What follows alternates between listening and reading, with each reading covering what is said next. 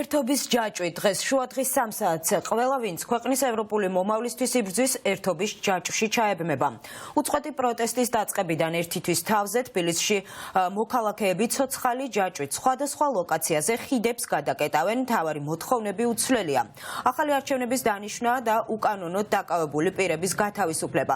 სწორედ ამ მოთხოვნებით და ოლიგარქიული რეჟიმის რეპრესიული პოლიტიკის წინააღმდეგ დღეს თბილისში მოსახლეობა ერთმანეთს ხელს ჩაჭიდებს და მასშტაბურ პროტესტს მოაწყობს შუადღის 3 საათზე, როგორ ემზადებიან მოქალაქეები, აქტივისტები ამ პროტესტისთვის. ამას ახლა ნინა მაჩაბელი გვეტყვის უფრო ვრცლად პირდაპირ ეთერში გისმენთ ნინა. მზადება აქტიურ ფაზაშია, ყველამ კარგად ვიცით, რომ ძალიან ბევრი ლოკაციაა, სადაც გაერთიანდებიან ერთობის ჯაჭვში ადამიანები, მოქალაქეები, რომლებსაც უყვართ ჩვენი ქვეყანა საქართველო და რომლებიც უკვე ამდენი ხანია ქუჩაში დგანან იმისათვის, რომ ქართულ ოცნებას აიძულოს გადადგას უკან ნაბიჯები, ჩანიშნოს ხელახალი არჩევნები, დემოკრატიულ პირობებში ჩატარდეს ეს არჩევნები, რა თქმა უნდა და ასევე ერთ-ერთი მთავარი მოთხოვნა ეს არის დაუყოვნებლივ გათავისუფლდნენ უკანონოდ დაპატიმრებული ადამიანები, მოქალაქეები, რომლებიც ასევე სამშობლოს სიყვარულისთვის ისჭებიან.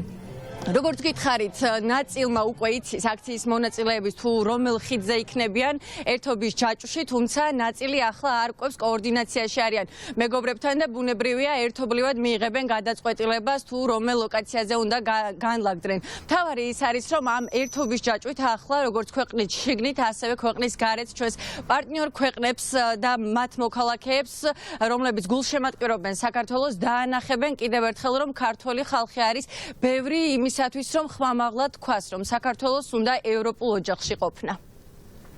ერთობის ჯაჭვი ყოველთვის რაღაცა ადამიანების ერთობას გამოხატავს, სადაც ძალიან ბევრი ადამიანი ერთმანეთს უკავშირდება და თანხმდება რაღაც ერთსნი. ამ წუთას ეს რაღაც ერთი არის ჩვენი ქვეყნის სიყვარული, ხო? ჩვენ ძალიან ბევრი ადამიანი ვდგებით ერთად და გამოვხატავთ მზაობას საკუთარი სამშობლოსთვის, ბრძოლისთვის, მისი დაცვისთვის და მისი სიყვარულისთვის. ეს არის მთავარი იდეა, სადაც ჩვენ ვერთიანდებით, ჩვენ ამ წუთას მთელი საზოგადოება ამას ვცდილობთ, რომ გავერთიანდეთ, ერთნი ვიყოთ, ასე ვთქვათ, ერთ იდეას დაუკავშიროთ ჩვენი ცხოვრება და ეს იდეა ამ წუთას არის ჩვენი ქვეყანა, რომელიც ყველას თანაბრად გვტკივა და გვიყვარს. ეს არის კიდევ ერთი ფორმა, რომლითაც ის ადამიანების ჩაერთვებიან ამ პროტესტის გამოხატვაში, რომლებმაც ვერ შეძლეს მაგალითად ჩვენთან ერთად რუსთაველის გამზირზე პროტესტი, ვერ შეძლეს მარშებში შეარული, მაგალითისთვის ჩემი მშობლები, რომლებსაც ის არ შეეძლოთ, აქ ჩემთან ერთად იდგებიან ახლა ხიდზე. ეს იქნება კიდევ ერთი მორალური გამარჯვება. თუ კი ჩვენ ვიმარჯვებთ ჩვენი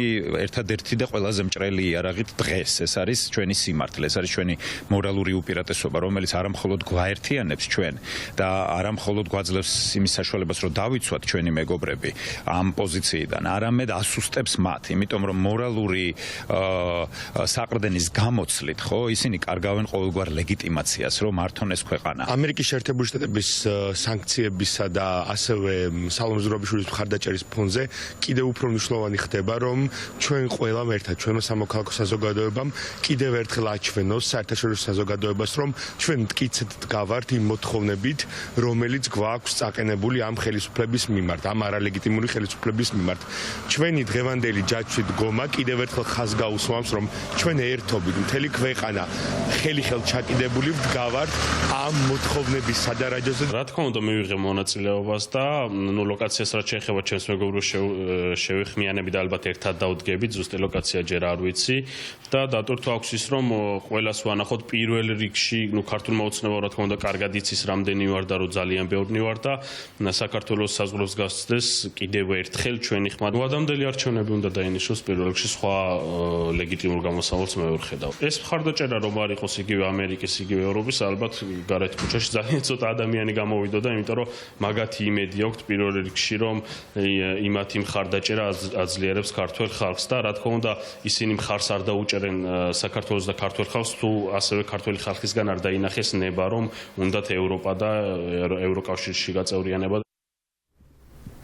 ერთობის ჯაჭვი დღეს მოიცავს ფაქტობრივად ძალიან ბევრ ლოკაციას, ყველა იმ ხიდს, რომელიც მტკვრის მარჯვენა და მარცხენა სანაპიროს ერთმანეთთან აკავშირებს. ამ ჯაჭვში ბუნებრივია გაერთიანდებიან საქართველოს მოქალაქეები, ყველა ასაკის ადამიანი, განსხვავებული პროფესიისა თუ შეხედულების მქონე ადამიანები იქნებიან ჩართულები ამ ერთობის ჯაჭვში და ბუნებრივია მოთხოვნები ამ ადამიანების არის უცვლელი დაუყოვნებლივ გათავისუფლდნენ უკანონოდ დაკავებული პატიმრები, რომლებსაც ედავებიან საკმაოდ მძიმე მუხლებს და ამავდროულად ქვეყანაში დემოკრატიულ ვითარებაში ჩატარდეს ახალი არჩევნები, რომლითაც ქართული ხალხი გამოხატავს საკუთარ ნებას.